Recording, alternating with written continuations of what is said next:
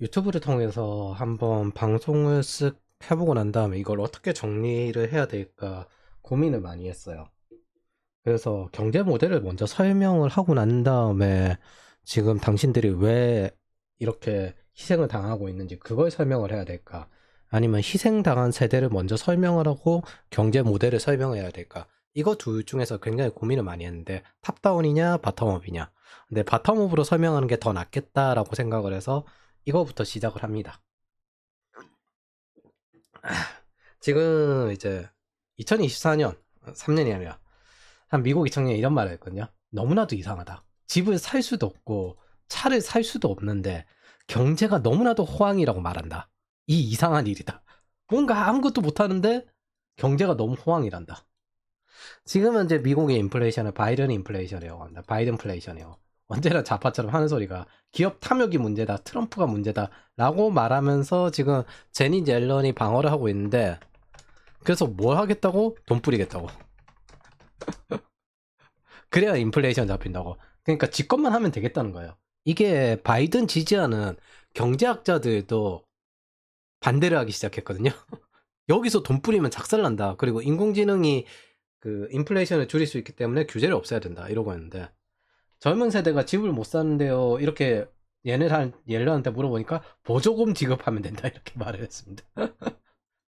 그래서 야후 뉴스에 재밌는 거 제가 하나 가져왔어요. 미국 경제는 너무나도 환상적이다. 뭐 새 직장, 새 집, 새 차를 원하지 않는 한. 새 직장은 왜 나와? 미국인들은 잘려도 다른 곳에 가기 편한 이유가 이직을 잘하거든요.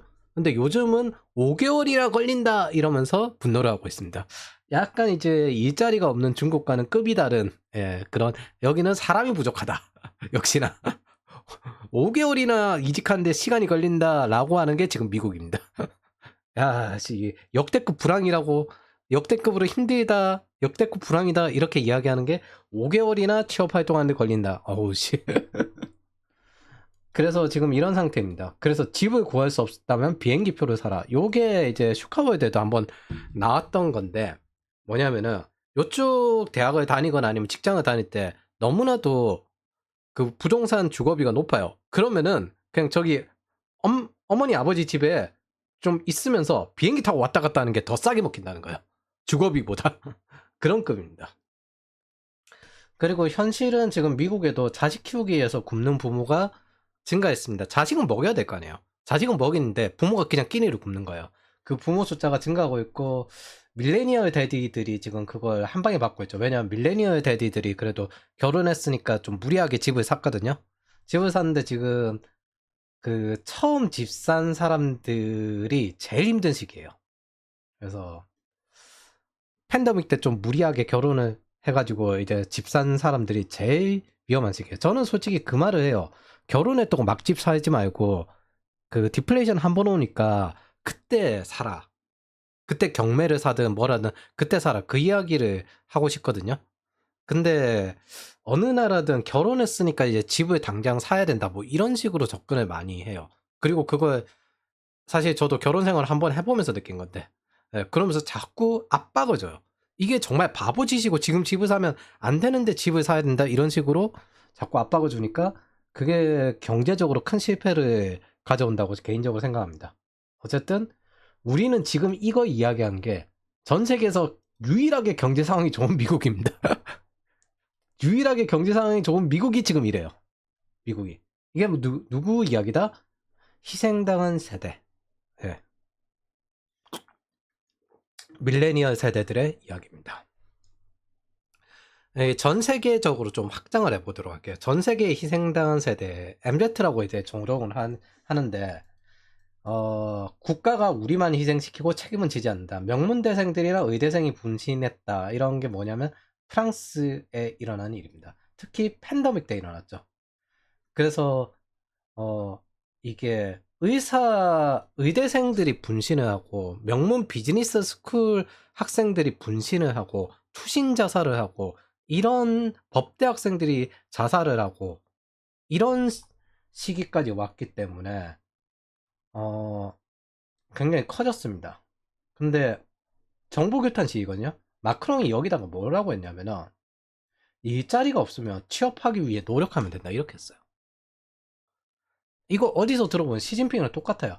젊을 때 농촌 가라. 나도 젊을 때 농촌에서 시작했다.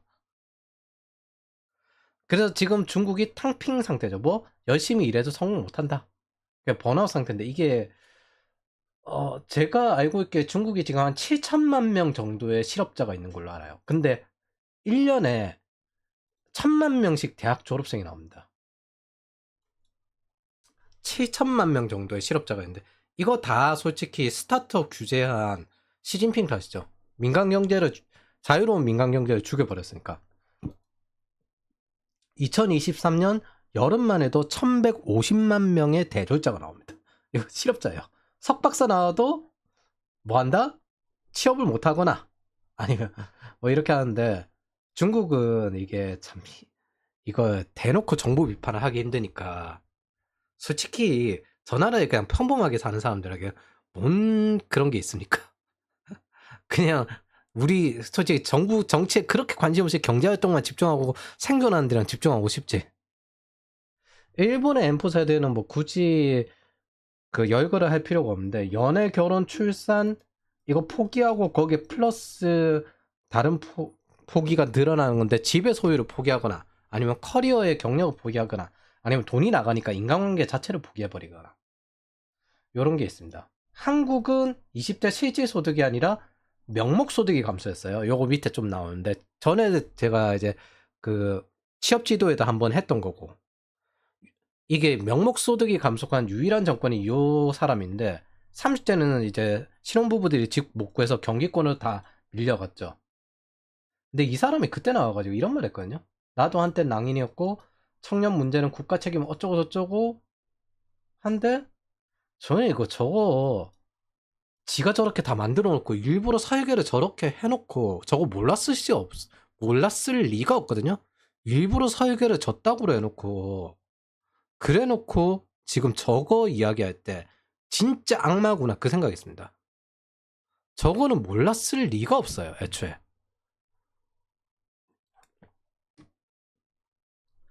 그래서 이렇게 전 세계에 희생당한 세대들이 저 6.8혁명 기반에서 쭉 내려온 진보 세대들에게 억눌려서 이렇게 살고 있습니다.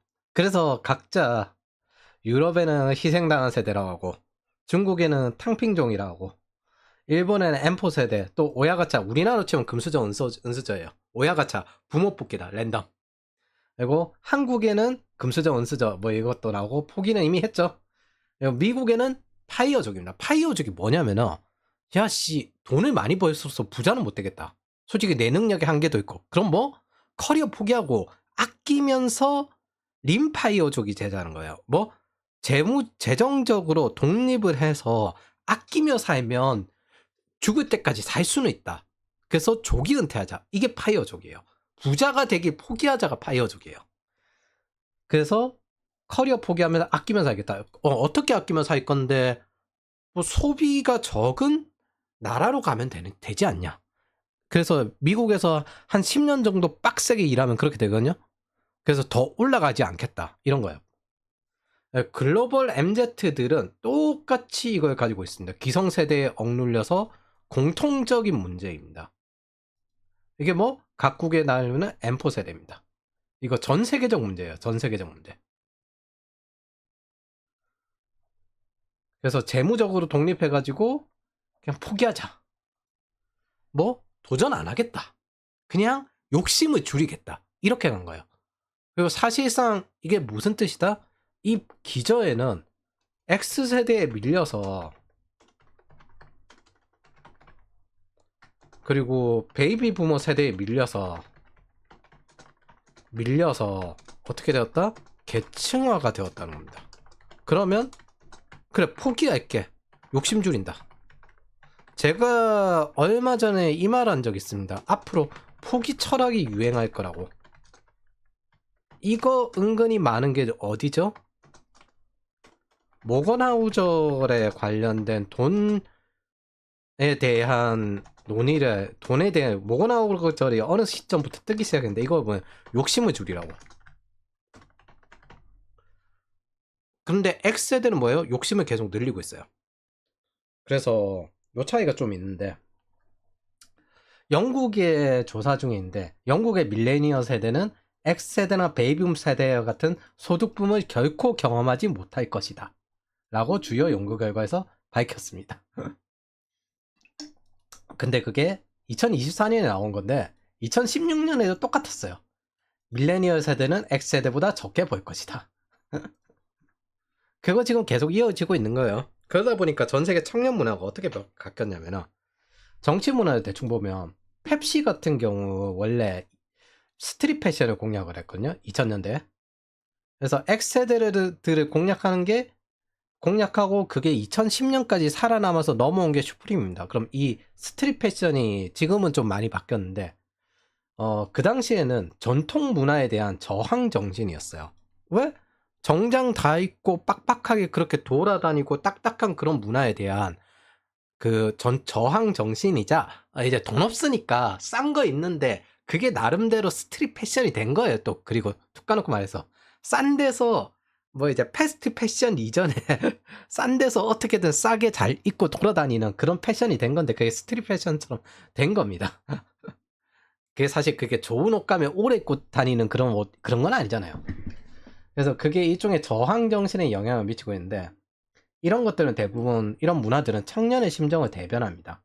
그래서 저 당시에는 저항 정신이었다면, 개인적으로 봤을 때 지금 2024년 기준점으로 보면 모두 현 상황을 부수고 싶어 합니다. 반정부를 하고 싶은 대로 하고 있어요. 나름 하고 싶은 대로. 유럽 청년 극우화됩니다. 남미도 좀 비슷하죠? 남미도 이번에 아르헨티나 대통령 바뀐 거 극우화된 거예요. 중국 은근슬쩍 권위에 저항합니다. 티 안 나게. 백지 시위 이런 것도 있는데 약간 이제 뭐랄까 전통 문화에 약간씩 거슬린 듯한, 뭔가 제일 이제 중국의 충성심이 높을 것 같은 세대로 가지만, 사실은 뭐 그 청년 세대는 그냥 인터넷에서 활동하는 그런 일부 세대들이고, 이런 식으로 티 안 나게 저항하는 방식이 늘어나고 있어요. 일본은 애니메이션 국가죠. 이 세계로 많이 탈출합니다. 실제로 해외로 많이 탈출하고 있어요. 일본 젊은이들. 그러면은 탈출 못하는 사람들의 서러움과 대리만족이에요, 사실은. 미국 아예 사회주의를 지지합니다. 사회주의자 하자. 미국의 전통은 자본주의니까 사회주의 해버리자. 다 버리자. 이런 상태예요. 그거 아니면은 에이 트럼프 자유무역 깨자. 미국의 전통 중에 딱 두 가지 있죠. 자본주의와 자유무역. 트럼프는 뭐 자유무역 깨자. 요거죠. 한국은 보면은 회기물이 늘어나는데, 이제 이거는 약간 웹툰이나 만화 요런 거에 대해서 회기물이 나죠. 일본은 이 세계로 튄다면 한국은 야씨 나 다시 인생 다시 시작하고 싶다. 요것도 있는데, 요게 다른 쪽으로 보면 방송계로 보면 연애나 결혼 생활 이런 방송이 늘어납니다. 이게 게임이랑 같거든요. 게임은 너무 근데 이게 드라마 계열이 아니에요. 게임은 너무 시간도 많고 패치 쫓아가는데 스트레스는 너무 세니까 게임 방송으로 보통 대리만족을 하는 거예요. 이게 뭐 시간도 적고 스트레스 너무 세서 마치 즐겨야 되는데 등반처럼 되니까. 근데 게임은 재밌어. 게임 방송을 보면 되겠다. 연애, 결혼의 목표적 가치가 없어졌고 스트레스는 세요. 근데 보면 재밌다. 남의 거 보면 재밌다. 내일 아니니까. 저것도 시간이 없어요. 왜냐하면 대부분 N잡을 하는 사람이 늘어났거든요. 청년이 논다고 하는데 사실 청년 실업률 20년 역사상 최저입니다. 제일 일을 많이 한다는 거예요. 이게 29 이하, 15살 이상 29 이하 일하는 거거든요. 제일 일을 많이 하는 거예요. 역사상. 그리고 당연히 고용률은 역사상 최대죠. 경제활동 참여율 역사상 최대입니다. 진짜 처절하다는 생각지는 보면서 많이 들었던 걸 여기서 이야기를 할 거예요. 근데 이게 한국만 그런 게 아니라 전 세계 Z세대들이 다 처절합니다. 왜냐하면 Z세대들은 서브프라임을 한번 그 경험해 본 게 있어서 저축이 더 빠듯해요. 그래서 전체적으로 보면 이 MZ들이 한 노력이 MZ들이 노력이란다. 걸려 있는 공통이 있습니다. 전 세계 희생당한 세대에 공통 어려움이 있어요. 일자리, 취업이 어렵거나 비정규직이거나 소득 상승이 낮습니다. 어느 정도 낮다? 부동산 가격이나 주거비보다 낮다. 그래서 비정규직과 저임금 일자리로 인해서 경제적 안정을 이루기 어려운 상태입니다. 두 번째, 높은 주거비 때문에 돈을 모으기 어려워요. 세 번째, 높은 교육비. 미국 같은 경우는 이건 대학 등록금입니다. 네 번째, 여러 가지 세금이 상승돼요. 그래서 좀 이제 안정적으로 돈을 벌려고 하니까 실질 소득이 줄어요. 세금이 상승돼서. 우리나라 세금은 특히나 인플레이션을 적용을 안 하거든요. 그래서 이게 같은 비율로 돈을 벌면 이전보다 구매력이 당연히 떨어지죠. 다섯 번째, 주택 가격이 상승합니다. 그래서 주택 공급이 이전 부모 세대보다 훨씬 적어진 건 당연하고요. 형님 세대들보다도 적어졌죠. 그리고 돈을 벌어도 주택 비용이 상승해서 남는 돈이 적어요. 주택 비용이 상승해서 주거비 빼고 남는 돈이 적고 주택 구매 시에도 계약금을 마련이 어렵다. 마련해도 뭐다? 이자가 상승하고 많이 사야 되니까 모기지 납입 기간이 상승합니다. 전체적으로 첫 주택 구매 연령이 후퇴가 됩니다. 최초 구매자의 최악의 시기를 겪는 세대입니다. 그래서 목표를 상실합니다. 일단 생존을 해야 되니까 결혼을 포기해요. 출산도 당연히 포기했죠. 결혼을 포기하니까 연애를 포기합니다. 이걸 통해서 심하면 집을 포기해요. 이게 전 세계가 똑같은데 우리도 사실 이 생각하잖아요. 청약 평생 쓸 일 있을까? 이 고민 하잖아요. 그러면서 들고 있어. 근데 이거 유럽이고 미국이고 똑같습니다. 내 인생에서 집을 살 기회가 있을까? 요 생각하는 사람들이 많이 늘어났습니다. 내 인생에서 집 살 기회가 없다라고 생각하는 사람이 이거 찾아보면서 이거 외국도 똑같아요.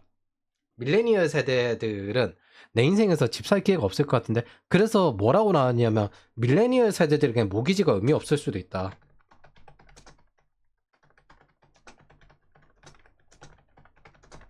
이 이야기합니다. 이걸 바꿔 이야기하면 지금 부동산이 떨어졌는데 원래 이럴 때 청년 세대가 사야 하는데 유럽도 그렇고 미국도 그렇고 한국도 그렇고 청년이 사는 게 아니라 X세대가 삽니다. 상급지 갈아타기 혹은 부동산 세팅하고 있습니다. 그 86세대들이 월세 세팅용 부동산을 사고 있습니다. 뭐? 노후 대비하고 있다는 거죠. 이런 상태입니다. 그래서 더 이상 커리어를 이어나갈 수 없다. 적당히 살면 된다. 그래서 뭘 해요? 파이어족을 해요. 생존만 하자. 크게 부자가 못 된다. 노력해도. 이거 기전은 노력해도 부자가 못 된다. 요 뜻이거든요. 여기에 사회정치적 압박까지 갑니다. MZ 돌려가기. 실제로 글로벌 MZ가 하는 일이 뭐냐? 일자리. 취업이 어렵거나 소득 상승이 낮으니까 뭐 하냐면은 소득 상승이 낮은 것도 있는데 좀 고소득 직업 가면은 세금이 높아요.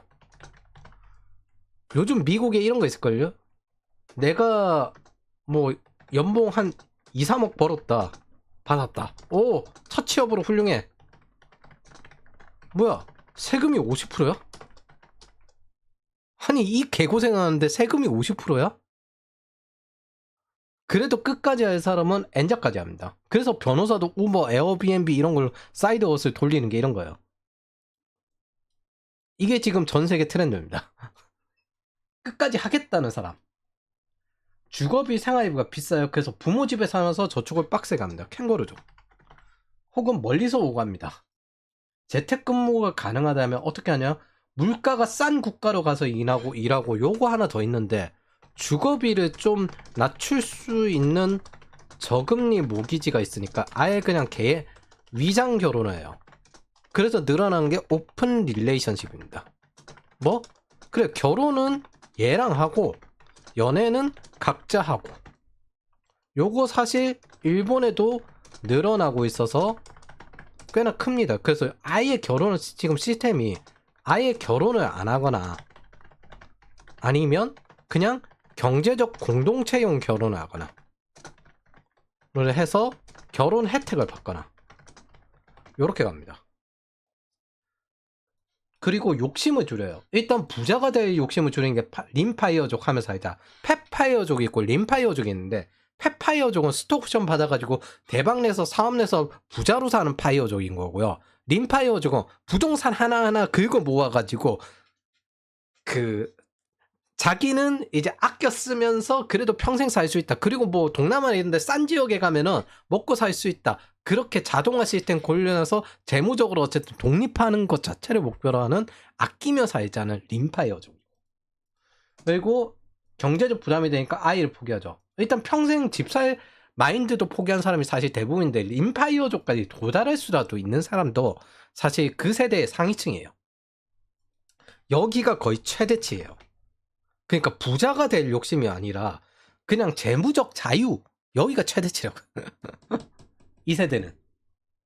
그래서 당연히 대다수는 아이를 포기하고 결혼을 포기하고 인간관계도 포기하자. 연애도 포기하자.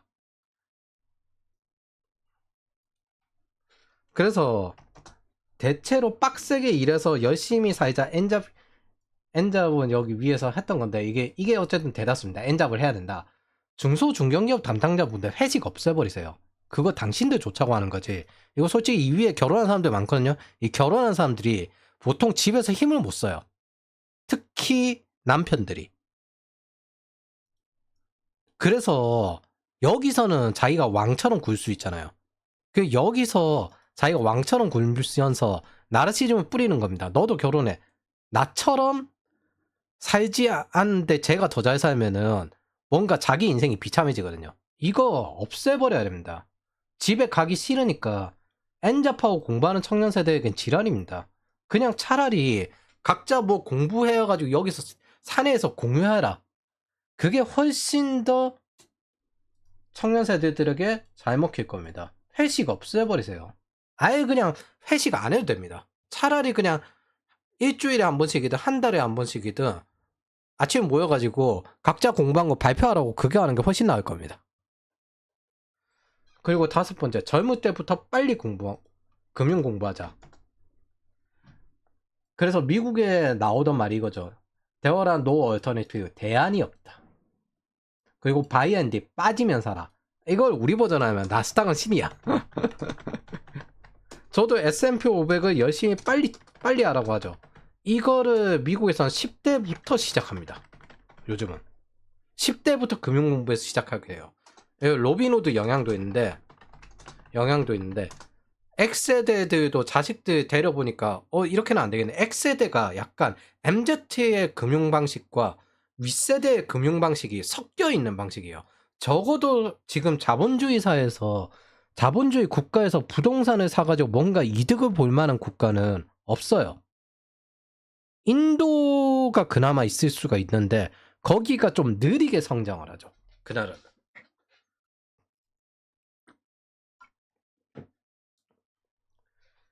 그래서 이 파이어족 기반이니까 뭘 빡세게 하냐면은 저축과 투자를 빡세게 합니다. 윗세대보다. 애초에 목적 자체가 조기 은퇴 자체가 목적이잖아요. 재무적 독립. 그래서 Z세대가 제가 아까 말 림파이어족 그 이야기도 했는데 이 사람들 그냥 이래저래 해서 S&P 500으로 배당받아 살 수 있으면은 그래? 그럼 미국에 집 안 사. 저기 싼 데 가서 살래. 평생 그렇게 하기도 합니다. 그래서 Z세대 3배 이상 저축을 한다. 이게 지금 미국에서 나온 거거든요.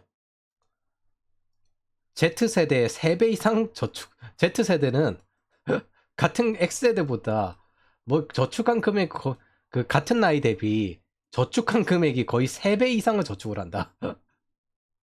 부모보다 더 어려운 생계 위험 세대입니다. 미국에서도. 어쨌든 청년 시기에 먹고 사는 게 제일 빠듯하거든요. 그래서 저도 처음 취업한 애들 중에서 지방에서 올라온 애들 신경을 많이 씁니다. 얘네들 은근히 먹고 사는 게 되게 빡빡해요. 그리고 사실상 온라인으로 오프라인 하다가 온라인으로 전환한 이유도 그것 때문입니다. 그래서 Z세대는 자신들 부모 세대들보다 더 힘든 삶을 살고 있으며 경제가 책임이 있다고 말합니다. 바이든은 진짜 쓰레기예요. 얄런이랑. 그래서 밀레니얼 세대는 그럼 이제 저축액을 보면 있잖아요. 밀레니얼 세대는 이건 미국입니다. 2024년 저축액에서 1위를 차지하여 소득이 좀 있으니까 성인 평균 6,138달러에 비해서 많이 절약을 했다는 거죠. 그러면 Z세대는 6,440달러, X세대는 5,130달러, 베이비붐 세대는 4,000달러. 뭐다? 밀레니얼 세대가 진짜 저축을 빡빡하게 한다는 거야. 아, 이쪽이 아니구나. 요거냐? 아, 요거구나.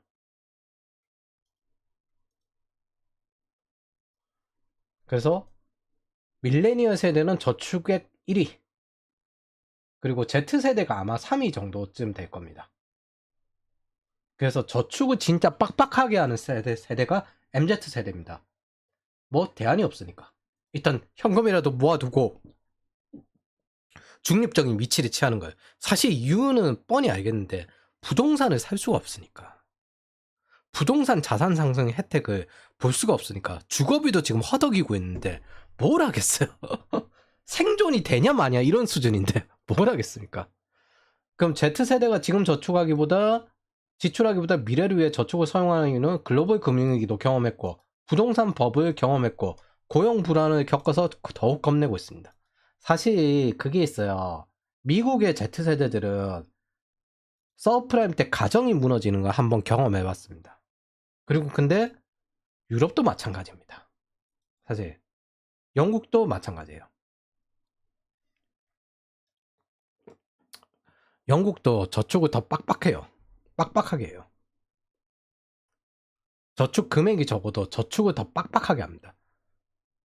X세대는 그리고 전 세계 공통인데 X세대는 돈을 많이 씁니다. 고소득, 고소비. X세대는 오히려 저축 안 하는 사람이 제일 많고요. Z세대랑 밀레니얼 세대는 저축 비율을 빡빡하게 가져갑니다. 최대한. 이게 전 세계 똑같습니다. 그럼 욜로 하던 게 뭐였을까? X세대. 신소비를 이끄는 영포티.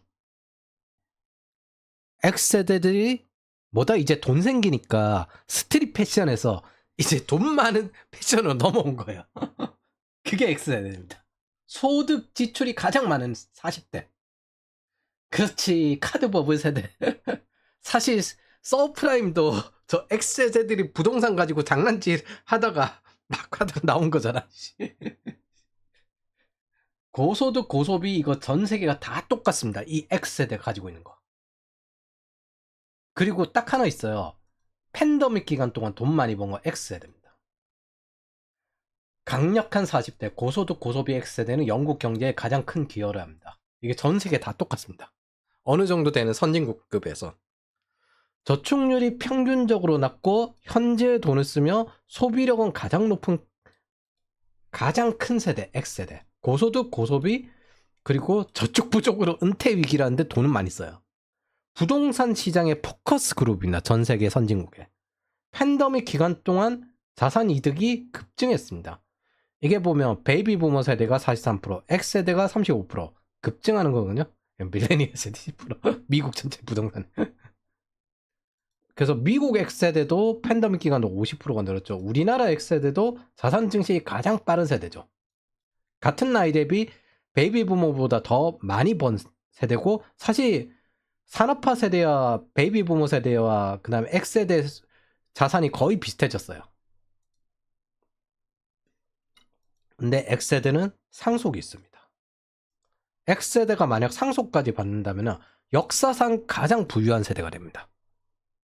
그리고 밀레니얼 세대부터, 제가 포함된 밀레니얼 세대부터는 저 세대들보다 돈을 못 버는 세대는 그렇고요. 일본만 좀 독특한데, 일본은 노인 세대가 제일 돈을 많이 벌어요. 노인 세대는 여기에 공적 자금까지 이전을 받아가지고 청년 세대들보다 더 많이 법니다. 여기도 근데 X세대가 여전히 돈을 많이 버는 건 똑같습니다. 여기서부터 격차가 너무 크게 나요. 밀레니얼 세대와 X세대.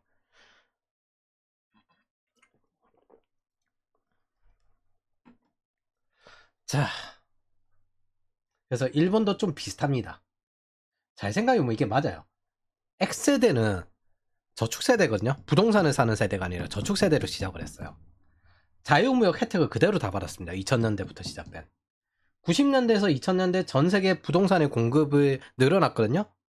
그래서 그거 가지고 미국에서 터진 건 서브프라임이고 우리나라도 지금 현재 부자들 보면 97년, 2000년 전후로 이제 부동산 사신 분들, 그리고 이명박 시기에 또 이제 그 서울 부동산을 많이 공급을 했죠. 그때 부동산 사신 분들, 예, 요렇게 두 개로 나뉘어져 있는데 전 세계 부동산을 많이 공급받은 세대입니다. 못 샀을 때는 2010년 서브프라임 때 또 부동산 취득이 가능했던 세대. 현 정치 경제의 중심 세대입니다. 한국도 볼게요. 일단 첫 번째 영끌이 없었다는 거예요. 이 영끌은 뭐다? 영끌이 아니라 패밀리론이었다. 뭐? 부모한테 지원받아가지고 집 산 거였다. 결혼 뒤늦게 한 사람들이. 자, 2023 가계금융복지조사. 그럼 한국도 청년들은 더 저축을 했을까? 요걸 보시면은, 제가 이거 보면서 살짝 좀 눈물이 나는데, 39세 이하는 60대 이상을 제외하고는 금융부채 증가, 소득은 가장 최저 증가, 부채는 가장 많이 증가했다는 건 이게 그 보증금이 늘어났던 거예요. 가진 게 보증금이랑 전세 이거밖에 없으니까. 소득은 가장 최저 증가, 가장 많은 자산 손실을 받았습니다. 투자하다가 실패했다는 거죠. 가장 최악의 세대입니다. 자산 대비 부채 비율은 39세 이하 가구에서 제일 높다. 부채가 많다는 뜻이죠. 그래서 지금 그러면서도 소득이 제일 낮고 자산 손실도 제일 많고 주거비 지출도 제일 많고 사실상 전월세 빼면 아무것도 없는 세대. 그 30대는 안 그렇거든요. 근데 20대는 진짜 그래요. 사실 20대는 지난 5년간 명목 소득이 감소한 유일한 세대입니다. 제가 이거 세 보고 있거든요. 이게 그 중앙값인데 평균값이 아니라, 평균값으로 하면 이제 그 소득 안에서 차이가 있기 때문에 중앙값인데, 그래도 2022년 가계금융 복지조사에 보니까 이거 3,143원에서 그래도 3,516원으로 그나마 이제 2018년 이후로 좀 올라왔더라고요. 그나마 다행이라고 생각했습니다.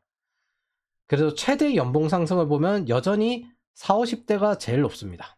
40, 50대가. 네, 금융자산을 봅시다. 금융자산. 예, 저축액이거든요. 1위 저축을 누가 했냐? 29세 이하 Z세대. 평균 760만원 증가. 2위 저축을 누가 했을까? 39세 이하. 평균 518만원 증가. 3위. 뭐야, 소득도 올랐고 자산도 제일 적게 깨진 사람들이 왜 평균 마이너스 77? 4위. 평균 마이너스 184. 왜 그럴까? 이 사람들은 왜 저축을 적게 했지? 소비를 많이 했나? 잘 생각해보면 이겁니다. 이 사람들 지금 1주택 갈아타기 하고 앉아있어요. 상급지로 옮겨가는 거나 아니면 노후 대비를 해서 배당 세팅하고 있습니다. 그래서 월세 받으려고 배당금 세팅하고 있습니다. 그런데 소득은 늘었어요. 이 갈아타기 수요거든요, 지금은. 상급지 갈아타기. 그리고 임대주택 노후 배당 받으려고 세팅 중입니다. 참 처절합니다. 이쪽은 월급 줄어도 최대한 저축 늘리고 투자 실패해도 저축 늘리고 그러고 있는데 이쪽은 이 기회를 타가지고 상급지 갈아타게 하고 앉아있고. 그런데 이게 전세계 동일이란 겁니다. 최초 부동산 구매는 못하는 중이에요. 누구다? X세대가 최고의 지금 구매자입니다. 네, 보면서 약간 눈물이 찔끔했어요. 처절하다 생각이 들어서. 이거 전 세계도 비슷했고 한국도 비슷했고 MZ 거리면서 저 카드 버블 세대들이 압박하는 게 진짜 어이가 없는데 니들이 무슨 조언을 하고 뭐 훈계를 할 만한 수준이 되나? 수준이 안 되는 사람들인데 애초에 착취자이고 압제자들인데 신용불량 청년층 23만 명이다 큰일 났다 이러고 앉아있거든요. 아 이거 신용불량자 비율입니다. 제가 그래서 2024년 기준점이에요. 이거 2023년 2020년대에서 2023년 통계거든요. 신용불량자 비율 40대 50대 60대 제일 많습니다. 제일 많습니다. 카드 버블 세대 사실 아직도 해결 안 됐습니다. 저 사람들 20, 30대일 때 6명 중에 1명, 7명 중에 1명이 신용불량자입니다. 근데 이거 신용불량자 23만 명이다. 19세에서 34세만 포함해도 1000만 명 청년층 중에 23만 명이 큰일 났다 이러고 앉아있습니다. 이거 뭐 39세 빼고 저 23만 명이 20대 30대거든요. 신용불량을 할 정도의 자산이 있어야지. 근데 34세까지만 딱 끊어도 1000만 명이라고요, 인구가. 이거 중에 사실 은근슬쩍 이거 많을 거예요. 여기 부모가 있는데 이 부모들이 신용불량이 되어가지고 자식한테 자식 명의로 돈 빌리는 거 꽤 많을 겁니다. 이런 집 꽤 많거든요. 몰래 빌리거나 그거 부모랑 연 못 끊으니까. 저도 학생 중에 몇 명 있었습니다. 이 말이에요. 정치, 경제, 문화를 저 사람들이 다 장악하니까 자기네들 식으로 압박하는 거 봅니다. 니들 신용불량이나 해결해라. 뭐 청년층 논다고 어쩌고저쩌고 요즘 뜨고 있죠. 근데 그 청년층 저 사람들 청년일 때보다 훨씬 일 많이 합니다. 그러면서 저축도 훨씬 많이 합니다. 그리고 이게 전 세계 다 똑같습니다. N잡을 한다고요. 지금 세대는. 그러면서도 생존에 허덕이고 있어요. 그래서 우리는 X세대와는 완전히 다른 상황에 처해 있습니다. 양극화 떠들다가 지금 신분제도로 된 계층화를 겪고 있거든요. 거기에 꼬리칸들이 우리의 위치입니다. X세대만큼 부유해질 수 없으니까 전 세계 청년들은 10% 더 벌 수 없으면 당연히 10% 아껴야 되거든요. 이게 정상적인 경영이에요. 10% 더 벌 수 없다? 그럼 비용을 10% 아껴야지. 그보다 더 아껴야지. 생각보다 많이 이성적인 세대입니다. 그래서 내가 110만 원을 벌 수 없어. 근데 90만 원으로 비용을 아낄 수는 있잖아. 이런 식으로 가야 됩니다. 동시에 각종 규제와 자유무역 종료, 고세금과 인플레이션의 희생양이 지금 되고 있는 세대입니다. 현재 우리가 살아남는 방식은 이게 달라요. 저 사람들은 확장하고 도전하고 소비하면서 확장하고 도전하는 건데 우리는 축소하고 최대한 축적해야 하는 그런 세대입니다. X세대하고는 완전히 다른 세상을 살아간다고 생각하면 되겠습니다. 이거 이번에 보였잖아요. 무조건 S&P 500 이상 많이 벌어보겠다고 코인을 근데 그 많은 피 속에서 몇 명만 살아남고 좋아지는 거죠. 열심히 일해도 성공 못한다가 중국이라면 조기 은퇴라도 하자라고 하는 게 이게 미국입니다.